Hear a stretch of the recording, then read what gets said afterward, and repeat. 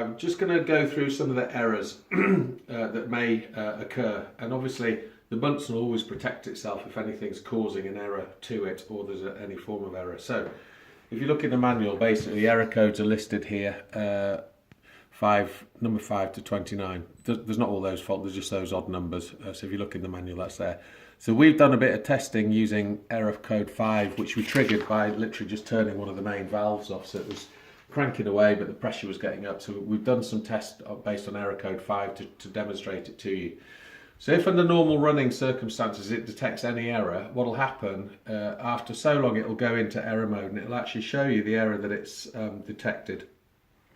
So if you have a look at this, there's a photograph, so it says error code 1 has gone into the error mode, okay? So what it'll do at that stage, it'll shut this down. After 30 seconds it'll try and come back on. If it then has exactly the same fault, you'll get an error code message. Now it's gone on to E2. It's the second time it's happened, okay? And it's still the same error code 05, okay? If after the third attempt, what will happen is it'll come up error code third time 05. Then what it'll do is it'll go to a permanent error. So it'll say ER05 and that'll be permanently on the screen. But you'll notice actually what's happened is that the immersion has kicked in. So even in the event of an error, as long as you wired the immersion in, which we always recommend, it'll still work, it'll still run, but it'll be the immersion running it. You'll be getting a bleeping on this. So symbol says, yeah, we're on. That's saying I'm under error, but I'm still going to keep heating your water so you don't run out of water, okay?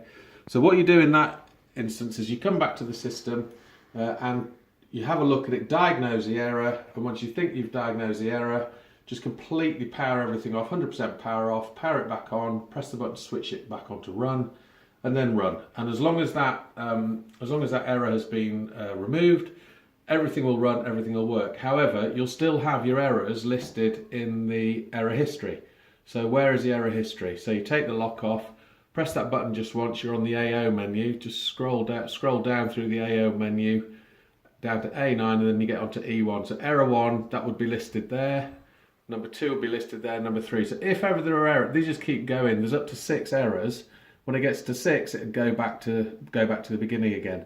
But to be honest, what I recommend you do in any event, if that happens, just follow the manual and go into it. But basically all you do is you do this, and from the home screen you press and hold. I think you press and hold both of those buttons, and that'll clear the error after 15 seconds. And then when you go back into the errors, it'll be back to like this. I think it's worth doing that because then they don't actually give you a time and a date as to when it happened. So if you clear it back out, you know, okay, we've got a fresh 3 errors should anything happen in the future. But it's basically just this machine protecting itself. That's how you clear any error or anything that's happened to the unit.